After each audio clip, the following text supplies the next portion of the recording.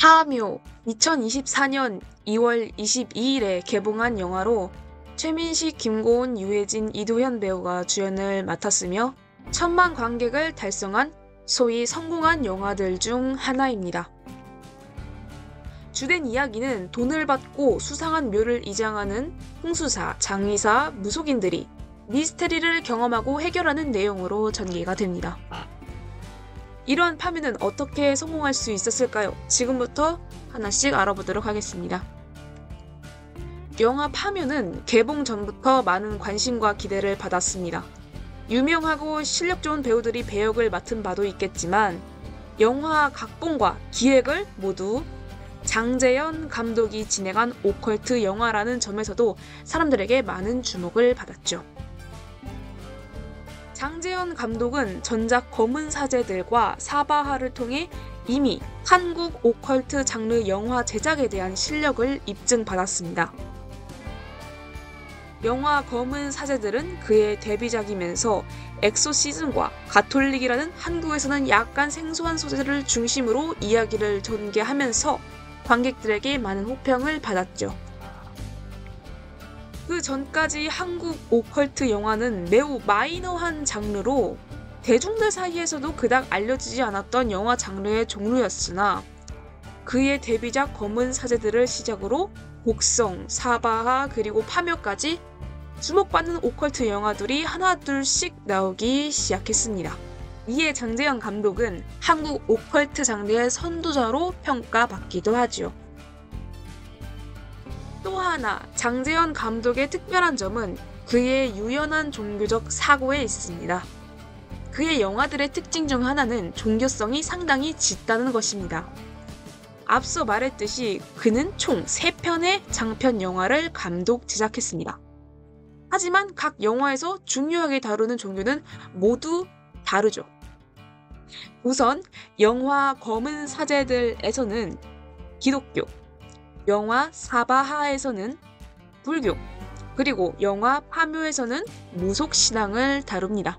그의 작품이 모두 같은 오컬트라는 장르로 묶이는 한편 전혀 다른 세계관을 가진 종교들을 다뤘다는 점에서 매번 독특한 새롭게 기대되는 영화를 만들어낸 것입니다.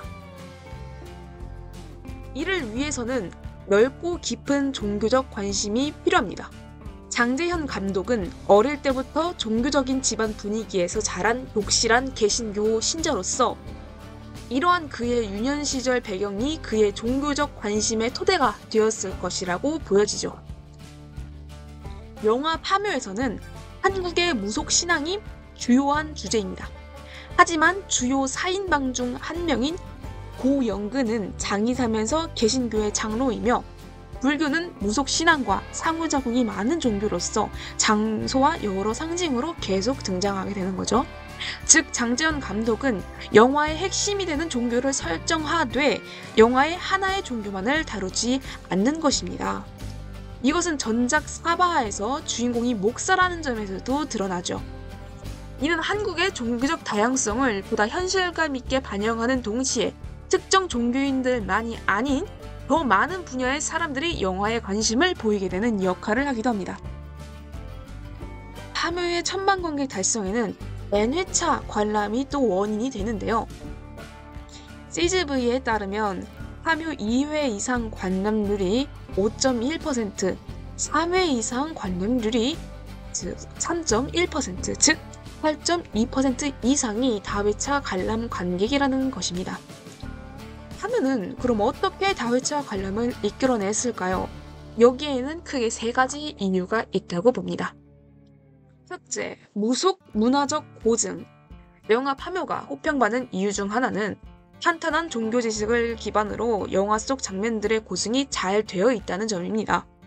영화 속 빙의 장면을 비롯한 다양한 무속 의식은 실제 무속 전문가들의 자문을 통해 영화를 제작했으며 그 유명한 대살구 장면을 연기하기 위해 김고은 배우는 무당 옆에서 직접 굿을 배웠습니다. 즉, 영화 파묘에는 한 번 보는 것만으로는 온전히 이해할 수 없었던 요소들을 영화 곳곳에 배치해 놓았다는 것입니다.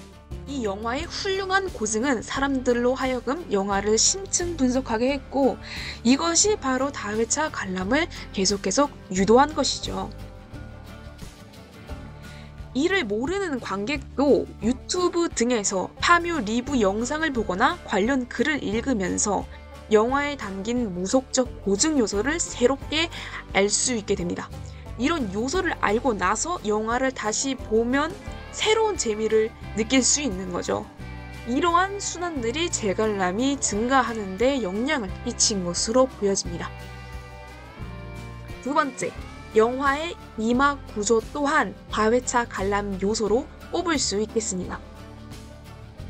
파묘는 전반부와 후반부에서 각기 다른 이야기를 전개합니다.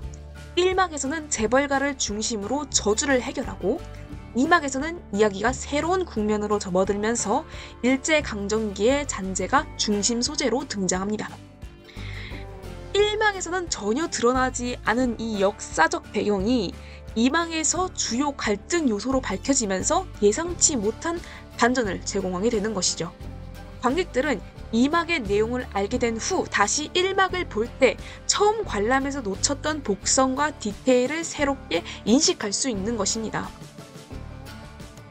영화 파묘는 팬덤을 형성시켰다는 점에서도 주목할 만합니다. 특히 두 주연 무당은 MG 무당이라며 인기를 끌었으며 무속인, 기독교인, 풍수지리사라는 상반된 성격을 지닌 캐릭터들이 보여주는 주연 캐릭터들 간의 케미 또한 팬덤 형성에 기여했습니다. 주요 인물들이 서로 이미 알고 있는 상태로 이야기가 시작되고 각각의 다른 배경을 가진 이들이 어쩌다 함께 일하게 되었는지 관객들의 궁금증을 자극시키는 것이죠. 즉, 매력적인 캐릭터와 관계, 작품 속 암시되는 캐릭터 간에 밝혀지지 않은 서사 등은 관객들이 캐릭터와 이야기에 깊이 있게 빠져들 수 있는 여지를 제공했습니다. 이는 사람들이 파묘2 후속편을 기다리게 하는 동시에 커뮤니티의 2차 창작을 활성화시켰습니다. 영화가 종영된 후에도 팬들은 영화 속 캐릭터들을 소재로 다양한 팬아트를 제작하고 SNS에 적극적으로 공유하며 영화에 대한 열기를 지속시켰습니다.